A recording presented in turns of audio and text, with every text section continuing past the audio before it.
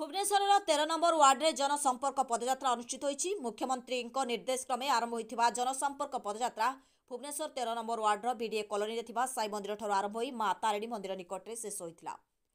एथिरे भुवनेश्वर उत्तर विधायक सुशांत कुमार राउत, संसदीय क्षेत्र श्रीमयी मिश्र, मत्स्य निगम अध्यक्ष सुभाष पात्र जोगदे उक्त पदयात्रा सामिल होता देखा मिलता।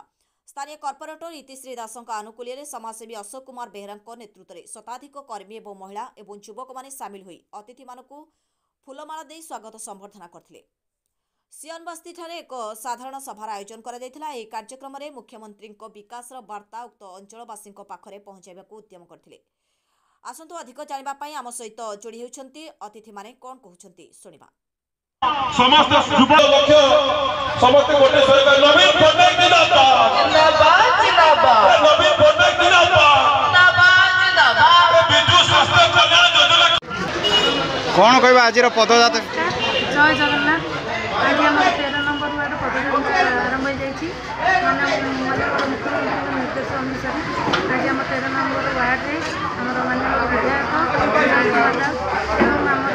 भुवनेश्वर चिन्मयी मिश्र जी पठावादी निगम अध्यक्ष एवं बर्तमान आम गणर उपस्थित रही आम पदयात्रा सफल कर।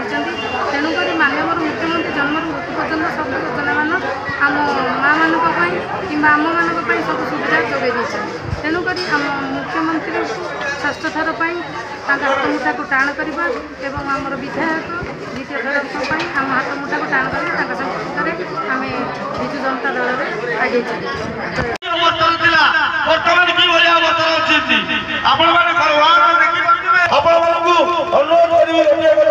आगामी दिन में षष्ठ निर्वाचन मुख्यमंत्री की आम षष्ठ देखा एवं बापू भाई की विपुल संख्यार जययुक्त कर आगामी दिन में जनसंपर्क पदयात्रा आरंभ होती आमर सहित आमर जे पर्यवेक्षिका अच्छा निर्वाचन मंडली श्रीमती शिवाई मिश्रा महोदय एवं उपस्थित आमर समस्त विजु जनता दल समस्त नेतृमंडली गुरुजन मैंने माँ मैंने आप देखुए विशाल संख्यार योगदान कर प्राय समस्त पदयात्रा सफल भाव आमर ये कार्यक्रम को आगे नहीं समस्त कार्यकर्ता। आज 13 नंबर वार्ड में एक सफल पदयात्रा आरंभ हो जाए आसंता दिन में विभिन्न वार्ड में आम ये पदयात्रा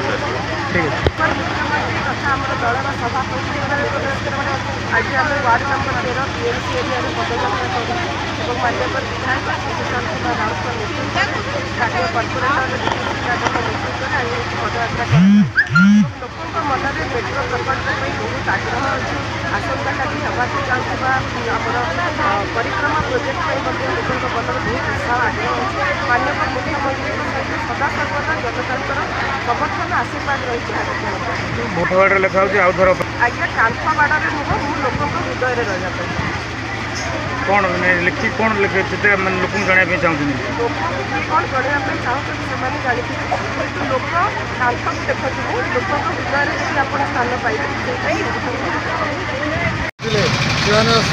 मेट्रो प्रकल्प जोटा कहीं स्वप्न भावी नी आम समस्त भावुलु गोटे मेट्रो ट्रेन देखा आम जीवन अवधि भितर देखपारे कि माननीय मुख्यमंत्री जोटा स्वप्न कहीं न भावती कर देखा एवं नवीन कार्ड कले जो मैंने बीएसकेवाई कार्ड माने वंचित होते नवीन कार्ड कले आउ कौन लोक स्वास्थ्य सेवा वंचित रही आसंता काली पुरी रे।